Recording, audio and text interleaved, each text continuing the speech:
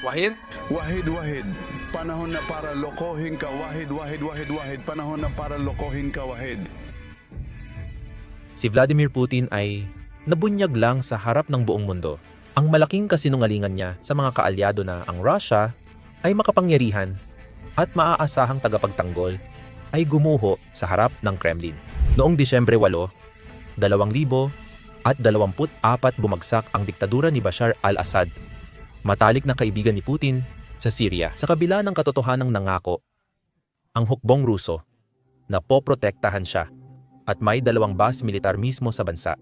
Ipinakita ng pagbagsak ni Assad sa mundo na papel na tigre lang ang Russia. Naipit ang kanilang hukbo sa Ukraine at hindi nila kayang magpakita ng lakas sa labas ng kanilang hangganan. Ngayon, alam na natin ang totoong nangyari noon mula sa bagong pangulo ng Syria, na nagsabing si Putin ay desperadong nagbabluff at pilit nililigtas si Assad. Ang pagkatarantang ito ay hindi tungkol sa prinsipyo, kundi tungkol sa pagprotekta sa iilang base ng Russia sa Syria upang makapagpakita ng anumang impluensya sa buong mundo. Mas malala pa, kinumpirma ng mga opisyal ng Syria at Iran na paulit-ulit ipinagkanulo ng Russia ang mga kaalyado nito at may lihim na kasunduan sa kanilang mga kaaway. Kwento ito kung paano naapektuhan ng sakuna sa Syria ang reputasyon ng Russia at ng mga bansang umaasa sa Kremlin, gaya ng Iran at Cuba. Magsisimula tayo sa kasinungalingang sinabi ni Putin 1 taon na ang nakalipas. Pakinggan natin ang sinabi ni Putin matapos bumagsak ang Syria. Ang una ay tungkol kay President-elect Trump. Ginoong Pangulo, nabigo kayong makamit ang mga layunin ng inyong espesyal na operasyong militar. Maraming mga Ruso ang namatay, kabilang na ang isang general na pinaslang dito sa Moscow ngayong linggo at ang leader ng Syria na sinuportahan ninyo ay napatalsik na. Ginoong Pangulo, kapag hinarap ninyo si President-elect Trump, kayo ang magiging mas mahina na leader. Paano ninyo balak makipagkompromiso? Ano ang inyong iaalok? Sinabi ninyo tungkol sa Syria. Nagtanong kayo tungkol sa Syria at sa mga nagbabayad ng sahod, pati na rin sa paulit-ulit nilang sinasabi. Gusto nilang ipakita ang lahat ng nangyayari sa Syria na parang pagkatalo at kabiguan ng Russia. Tinitiyak ko sa inyo hindi ganun yon. Ipapaliwanag ko kung bakit kami pumunta sa Syria 10 taon na ang nakalipas para hindi magkaroon ng teroristang lugar tulad ng nakita natin sa ibang mga bansa, halimbawa sa Afghanistan. At sa iba pang bansa gaya ng Afghanistan. Sa kabuuan, naabot natin ang ating layunin. Pati ang mga grupong lumaban noon sa rehimen ni Assad at sa tropa ng gobyerno ay nagbago rin sa loob. Hindi nakapagtataka na ngayon, maraming bansa sa Europa at ang Estados Unidos ang nais makipag-ugnayan sa kanila. Kung sila ay mga teroristang organization, bakit kayo pupunta ron? Ibig sabihin nagbago na sila, hindi ba tama? At ibig sabihin niyan, sa isang banda, mas lalo pang naabot ang layunin. Walang tropa natin sa Syria, wala talaga sila ron. Meron tayong 2 base, isang military air base at isang naval sea base. Digma ang panghimpapawid at pandagat. Pinapaniwala ni Putin ang mundo na walang epekto sa mga base at tropang Ruso sa Syria ang pagbagsak ni Assad. Sabi ni Munting Vladimir, hindi sila nakialam sa pagtatanggol o pagpapatalsik kay Assad. Sa totoo lang, gaya ng maririnig mo mula sa bagong pangulo ng Syria, hindi iyon totoo. Desperadong sinusubukan ng Russia na mag-bluff para maprotektahan ang rehimen ni Assad. Kahit ang rebelde sa Syria ay hindi naniniwala na may kapangyarihan si Putin para suportahan ang kanyang pananakot, kaya lumalapit si Putin sa bagong gobyerno ng Syria. Dahil desperado talaga ang Russia na protektahan ang mga base nito sa Syria. Dahil kung walang base, hindi kayang magpakita ng anumang kapangyarihan ang Russia. Pakinggan ninyo ito. Ang ideya ng pagtaas ng bagong watawat ng Syria sa Moscow ay tila katawa-tawa, ilang buwan lang ang nakalipas. Hindi pa matagal na panahon ang nakalipas. Ang mga Russian fighter jet na lumilipad mula sa HMIM Airbase ay tinatarget ang mga puwersa ng rebelde ni Ahmed al-Sharo bilang suporta kay Bashar al-Assad, ang matagal ng pinuno ng Syria at kaalyado ng Russia. Sa Kremlin nitong Miyerkules, tila nakalimutan na ang lahat Hindi kailanman tinrato ng Russia sa Russia. Hindi kailanman nagkaroon ng anumang ugnayan sa Kaugnay sa Syria na konektado sa aming pampulitikang sitwasyon o espesyal na interes. Sa lahat ng mga dekadang ito, iisa lang ang naging gabay namin at iyon ay ang kapakanan ng mga mamamayang Syrian. Maaaring ipaliwanag ng kagustuhang mapanatili ang airbase at iba pang interes ang pagbabago ng isip. Ang Meimim at Tartus Naval Base sa baybayin ng Syria lang ang maaasahang access ng Moscow sa Mediterranean. Kahapon ay unang anibersaryo ng paglaya ng Syria mula sa diktador na si Assad. Diyan sinabi ng bagong pangulo, si al-Shara, ang ilang detalye kung paano sinusubukan ng Russia na tiyaking manatili sa kapangyarihan si Assad. Pakinggan ninyo ito. Masusing sinusubaybayan ng team ang sitwasyong pampolitika dahil may mga paghahandang ginagawa bago, habang at pagkatapos ng opensiba upang mabawasan ang inaasahang panganib sa labanan. Nang makuha namin ang kontrol sa kanlurang kanayunan ng Aleppo, nakatanggap kami ng mensahe mula sa mga Ruso. Huminto kayo sa puntong ito, kunin ninyo ang nakuha ninyo at huwag nang sumulong pa kung hindi ay lalala ang sitwasyon. Kaya inisip ko na ang ibig sabihin ng mensaheng ito ay bumagsak na ang kalagayan ng rehimen kaya hindi kami sumunod. Nagpatuloy kami at salamat sa Diyos, tama ang desisyon namin. Alhamdulillah, tama ang aming desisyon. Siguro, pwede nating idagdag sa listahan ang isa pang entry na nagtatala ng lahat ng Russian red lines na nalampasan pero wala namang nangyari. Kaya nadagdagan na naman ito. Pinapadala ang bala, Patriots, tangke, at F-16 sa Ukraine. Inaatake ang Crimea at mga missile. At ngayon sinasakop na rin ang Syria. Pero sigurado akong kikilos si Putin agad-agad. Sa kabila ng lahat, ang Russia ay isang nuclear power. Ngayon may isa pang teorya dito. Maaaring hindi tinulungan ni Putin ang Syria dahil hindi siya natutuwa na tinutukso ni Assad ang itsura ng mukha ni Putin sa likod niya. Kamakailan, may lumabas na leak video mula Syria na nagpapakitang hayagang pinag-uusapan ito ni Assad. Kung ilang cosmetic surgery na ang pinagawa ni Putin, pakinggan ninyo ito. Napansin mo ba kung gaano kabilog ang mukha ni Putin? Lahat ng iyan ay bunga ng operasyon. Puro operasyon si Putin. 65 taong gulang na siya. Sa pelikulang yon, masyado siyang na-expose. Kung tama ang alaala ko, luma na ang clip na ito. Clip ito noong si Assad pa ang namumuno. Ngunit ngayon lang inilabas ng media outlet sa gitnang silangan. At ang pinaka nakakatawang bahagi nito ay ngayon. May ilang tao na hindi talaga tagahanga ni Assad. Sa totoo lang, nilalagyan nila ng salin sa Ruso ang clip na ito. At tinatag ang Russian Foreign Ministry para hilingin na paalisin si Assad dahil nilalapastangan niya ang mahal na leader, Vladimir Putin. Ngayon, mababaw ito. Pero lubos ko itong nauunawaan. Para sa maraming Syrian, sobrang hirap ng buhay sa ilalim ni Assad. Noong digmaang sibil, inatake ng hukbong Assadista ang sarili nilang mamamayan at gumamit pa ng chemical na sandata laban sa kanila. Narito ang isang sikat na video ng isang bata na in-interview kaagad matapos masugatan ang kanyang ina sa isang pambobomba ng ere sa Syria. Pakinggan ninyo ito. Siya ang taong ito. Bakit ka nakaupo dito? Pinatay tayo ni Bashar al-Assad, ninakawan niya tayo. Ano bang ginawa natin sa kanya? Nandito lang tayo nakaupo. Yan, ano bang ginawa natin sa kanya? Nag-iigib lang tayo ng tubig dito. Ano bang ginawa natin sa kanya? Wala naman tayong ginawang masama para sisihin. Ano bang ginawa natin sa kanya? Dito lang tayo umiinom? Tanga siya talaga. Bakit ka umiiyak? Dahil ninakawan niya kami, sinira niya ang mga bahay namin, wala na kaming kahit ano. Sumpa ko sa Diyos, Gusto ko ng tahimik na buhay, madali lang yon. Sinira niya mga bahay ninyo. wala kaming kahit ano. Nandito kami, umiinom ng tubig, naghihintay kami ng 2 tao para samahan sila, nagpupuyat kami sa gabi kasama sila. Ipinapakita nito kung bakit maraming Syriano ang nagdiwang ng mapatalsik si Assad. At ito ang nagdadala sa atin sa isa sa mga pangunahing puna sa bagong pamahalaan ng Syria.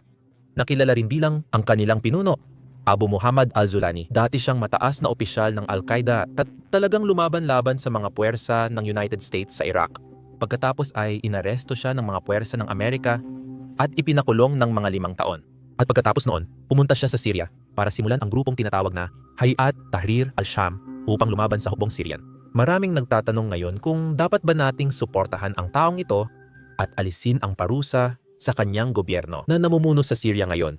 At iniimbitahan siya sa Oval Office. At ang iniisip ko dito ay parang nagbago na talaga siya bilang tao. Hindi na raw siya tulad ng dati niyang kasapi sa Al-Qaeda. Ayon sa kanya ngayon, Pero, naiintindihan ko rin na posible lang na nagsisinungaling siya. Hindi naman ito ang unang beses na may mga leader na nagsisinungaling sa sarili nilang mamamayan at sa buong mundo. Sa tingin ko, may magandang halimbawa ako para ipaliwanag ito. Kung may mas maganda pa, itama niyo ako sa komento. Pero sa madaling salita, parang cancer na nawala o nasa remission. At hindi ibig sabihin noon na hindi nababalik ang cancer. Ngayon, wala na ang cancer at positibo na iyon. Kahit pansamantala lang. Ganoon din ang sitwasyon ngayon sa Syria. Mukhang nagbago na talaga siya. At bukod pa doon, mukhang marami siyang magagandang ginagawa sa loob ng bansa. Kumpara sa dating diktador, mas tama na ang takbo ng ekonomiya at ng Syria ngayon base sa lahat ng nakita natin nitong nakaraang taon mula sa himpapawid. Ang pinakamainam na paraan ay pakinggan ang talumpati ng batang lalaki na narinig natin kanina. Ito ang batang nagrereklamo sa hukbo ni Bashar al-Assad at ngayon, siya ay bumalik na sa Syria at ipinagdiriwang ang mga nangyayari sa bansa nitong nakaraang taon. Panoorin ninyo. Bata pa ako noon, di ko alam ang tungkol sa paaralan pero kabisado ko na ang tunog ng eroplano, taguan at ang takot sa mga mata ng pamilya ko. Puno ng takot ang mga mata ng aking ama para sa amin. Natuto akong protektahan ang aking mga kapatid pero hindi ko natutunang isulat ang sarili kong pangalan. Tuloy mo lang ang magandang ginagawa mo, pare. Isang gabi, 7 taong gulang ako nang makita ko ang mga gas bomb at labi ng mga bata, pati ng aking mga kaibigan sa aming lugar. Isang gabi, nagising ako sa putok ng bala sa bahay at sa sigaw ng nanay ko sa labas. Huwag kang lalabas anak, at sana hindi ako lumabas. Nakita ko siyang sugatan at duguan sa lupa at paulit-ulit kong tinatanong, bakit niya ito ginagawa sa amin? Ano bang ginawa namin sa kanya? Kami si Bashar al-Assad, patayin mo kami. Nandito lang kami nakaupo. Bakit hindi natin sila? Nag-iigib tayo ng tubig at umiinom dito. Bakit hindi natin sila patayin? Bakit hindi natin sila patayin?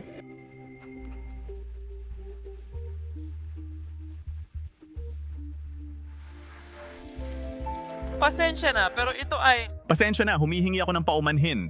10 minuto bago ang video, nasugatan ng nanay ko at may kapansanan pa rin siya. Kami ay mga taong nagdusa ng 14 na taon mula sa isang bansa patungo sa isa pa, mula sa isang tolda patungo sa isa pa. Salamat sa Diyos, dati luha ng lungkot at takot, ngayon ay luha ng saya. 14 na taon kaming nagtiis na parang walang kinabukasan.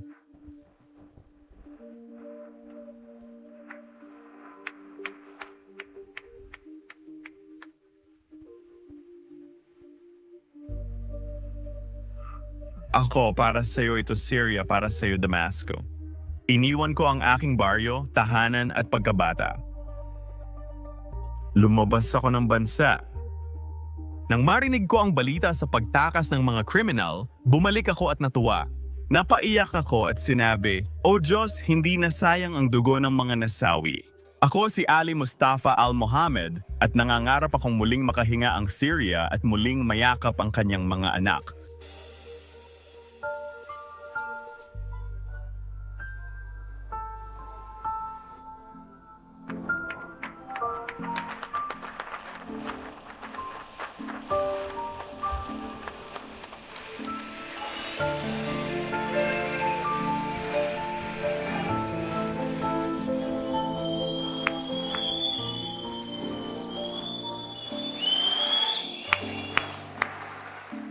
Sigurado akong kahit noong nakaraang taon, may ilang pagkukulang sa Syria. Pero sa kabuuan, mukhang mas maganda na ang tinatahak ng bansa ngayon kumpara noong panahon ni Assad. Ngayon, sana magpatuloy ito para sa kapayapaan ng mundo at syempre, para sa mga mamamayang Syrian. Ngayon, syempre, hindi masaya dito si Vladimir Putin. Hindi lang mga kaalyado ng Russia ang nagsasabing baka hindi mapagkatiwalaan ang Russia bilang kapartner sa Syria. Pati mga hindi tagahanga ni Putin o Russia ay tinuturo ang Syria at sinasabing gaganda ang buhay kung lalayo sa impluwensya ng Russia. Ang Iran ang perpektong halimbawa nito. Pakinggan ninyo kung ano ang sinasabi ng dating Iranian na kalihim ng panlabas tungkol sa Russia. Hindi siya nagpaligoy-ligoy, sabi niya. Ayaw ng Russia na magkaroon ng kapayapaan ang Iran sa buong mundo dahil mas napapalakas nito ang Russia at nakakakuha si Putin ng kakampi. na di niya sana makukuha. Pakinggan ninyo. Ayon kay Nasser Kandil na binanggit si Qasem Soleimani, sinabi niya, "Nang inimbitahan ako ni Putin sa Moscow, sinabi ni Putin na winawasak natin ang Joint Comprehensive Plan of Action. Sa mismong sandaling iyon, nagbabala ako na sinisira ng Rusya ang Joint Comprehensive Plan of Action. Walang paligoy-ligoy. Sasabihin ko ito ng direkta, mahalagang bansa ang Rusya, naging mahalaga at mananatili itong kapitbahay natin. Pasensya na. Pero, kailangan nating panatilihin ang ugnayan dito. Pero may dalawang pulang linya ang Rusya pagdating sa Iran. Hindi dapat maging normal ang relasyon ng Iran sa mundo. Ako, pero ito ay pasensya na, pero ito ay... Iyan ay isang pulang linya ng Russia, hindi banta, kundi posisyon lang nila matapos ang 40 taon ng pakikitungo sa Russia. Sila mismo ang nagsabi nito sa akin, sila mismo ang nagsabi nito. Pangalawa, hindi dapat makipagbanggaan ng direkta ang Iran sa buong mundo. Bakit? Ayon sa mga Ruso, naniniwala silang ang ating banggaan ay muling magdudulot ng pandaigdigang pagkakabaha-bahagi. Sa huli, magdudulot ito ng tiwaling ugnayan sa labas ng mundo. Mahalaga ring tandaan na ilang buwan lang ang nakalipas. Hindi tinulungan ng Rusya ang Iran nang humingi ng tulong ang Iran sa kanila. Ngayon, marami tayong pwedeng maging dahilan dito. Tulad ng kakulangan ng kakayahan ng Rusya na tulungan ang Iran dahil natatalo sila sa Ukraine. Pero gayunpaman, mula sa pananaw ng Iran, parang ang daming pangako ng Rusya. Pero kapag oras na para tuparin ang mga iyon, umaatras lang sila. Noong 12 araw na digmaan humiling ang Iran ng dagdag na depensa sa himpapawid mula Rusya dahil natakot si Putin para sa sarili niyang buhay. Hindi siya nagbigay ng depensa sa himpapawid sa ibang bansa. Alam mo ba ang sumunod? Ngayon, mas maraming Iranian politiko ang lantaran nang binabanggit ito sa harap ng mga mamamayan. Pakinggan ito. Pasensya na, pero ito ay... Sa kabila ng mga mouse at lahat ng iyon, kahit papaano, aasahan mong tutulungan tayo ng Russia. Hindi naman talaga natin kailangan sa medical na aspeto. Ako... Pero sa ibang aspeto, wala ring tulong na nakuha. Nag-iisa tayo, hindi lang sa nakaraang 45 taon, kundi pati noong ikalawang digmaang pandaigdig. Noong unang digmaang pandaigdig, nag-iisa rin tayo, ganun din noong 8 taong digmaan. Ganun din ngayon. Etong mga kasunduang ito at mga strategic na MOUs, mga kasunduan sa militar at seguridad at kung ano-ano pa, hindi naman tayo napakinabangan yan. Oo, ibig kong sabihin, noong 8 taong digmaan din, syempre, kahit noon, tumulong ng kaunti ang Syria at noong panahong iyon, medyo tumulong din ang Hilagang Korea. At bukod pa rito, mayroon pa talaga tayong mas maraming impormasyon tungkol sa mga nangyari noong 12 araw na digmaan na iyon. Hindi lang basta hindi tumutulong ang Rusya sa Iran. Mukhang tumutulong pa nga ito sa Israel. Ayon sa bagong impormasyon, may kasunduan ang Israel at Rusya na hindi babarilin ng air defense ng Rusya ang mga eroplano ng Israel. Habang nangyayari ito, nagpapanggap pa ring kaalyado ng Iran ang Rusya. Alam mo ba kung paano natin ito nalaman? Sa parehong panayam kung saan ibinunyag ng presidente ng Syria ang pagpapanggap ng Rusya. Pakinggan mo ito. Sa aking pananaw, hindi alam ng Israel ang bilis ng labanan at hindi rin nila alam na ang mga puwersang naroon sa Idlib ay kayang marating ang puntong narating nila. Kaya tingin ko nagulat ang mga Israeli. Naniniwala ako na kahit mga eksperto, militar man o politikal, ay di kayang ipaliwanag ang nangyari sa loob ng 11 araw. Ang Israel ay naghahanda ng maglunsad ng mga pag-atake sa loob ng Syria matapos ang pagtatapos ng digmaan sa Lebanon. Pagkatapos ng digmaan sa Lebanon, Meron itong ilang mga hangarin tungkol sa presensya ng mga puwersang Iranian. Ngunit nawala ang pagkakataong iyon nang pumasok tayo upang baguhin ang situation sa paraang nakaapekto sa paggawa ng desisyon. Nagpatuloy ang Israel sa pagtutok sa mga sensitibong pasilidad militar, lalo na ang mga sistema ng depensa sa himpapawid, at marahil ito ay paghahanda, gaya ng aming naunawaan kalaunan, bilang paghahanda sa pag-atake sa Iran. Kaya ayaw nilang magkaroon ng anumang hadlang sa loob ng Syria dahil may mga particular silang kasunduan sa mga Ruso. Narinig mo ba na may kasunduan ang Israel sa mga Ruso? Ngayon, naghahanap ang mga Iranian ng ebidensya tungkol sa kasunduang ito. Napansin nilang hindi talaga pinapabagsak ng depensang panghimpapawid ng Russia ang mga jet ng Israel. At hindi ito isang bagay na basta na lang naming inuimbento ulit. Pinag-uusapan na ito ngayon ng mga opisyal ng Iran sa Iranian State Television na syempre ay mahigpit na binabantayan. Tingnan mo. Isang napakahalagang punto na sa lahat ng mga taong ito, lumawak ang ugnayan ng Russia sa Tehran, lumawak ang ugnayan sa Islamic Republic. Kahit noong panahon na mayroong kooperasyong militar sa Syria, makikita mo na sa huling yugto ng kooperasyong ito, lumitaw ang nakakagulat na impormasyon mula sa mga umaasa ng suporta mula sa Russia. Paumanhin, naiulat na ang mga pag-atake ng Israel sa mga posisyon ng kaalyado ng Iran. Hindi ka gagalawin ng Iran. Ipinakita nito na kadalasan, hindi talaga pinapaputukan ng mga Russian S-300 ang mga Israeli fighter jets kapag nagsasagawa sila ng operasyon sa Syria. Tingnan mo, marami ng ebidensya, pero hindi ito isinasaalang-alang, hindi ito nire-review, at sa totoo lang, hindi ito nabibigyan ng pansin. Kasi may plano na silang ginawa at ang planong iyon ay kailangang sundin at ipatupad. Kahit may ganitong realidad, ito ang relasyon ng Rusya sa Israel. Dahil dito, tinatanong ngayon ng mga opisyal ng Iran kung bakit nila tinulungan ang Rusya sa digmaan sa Ukraine. Kung natatandaan ninyo ang drone ng Rusya na nagdudulot ng takot sa mga lungsod ng Ukraine. Ang Jiran drone ay Iranian Shahed drone na pinalitan lang ng pangalan ng Rusya para magmukhang Ruso. Noong una, nagbigay lang ang Iran ng drone sa Rusya. Pero kalaunan, tinulungan pa nila magtayo ng pabrika roon. Ibinigay nila ang mga disenyo at lahat ng kailangan para makagawa ng mga drone. Ngayon, nagdududa na ang Iran sa pagiging mapagkakatiwalaan ng Rusya dahil palaging humihingi ng tulong ang Rusya pero ayaw tumulong sa iba. Pakinggan ninyo. Salamat sa panonood, mag-subscribe, marami pa. Naniniwala ako na ang pagkakasangkot natin sa issue ng Ukraine ay lubos na hindi kinakailangan. Hinila tayo ng Rusya sa usaping iyon.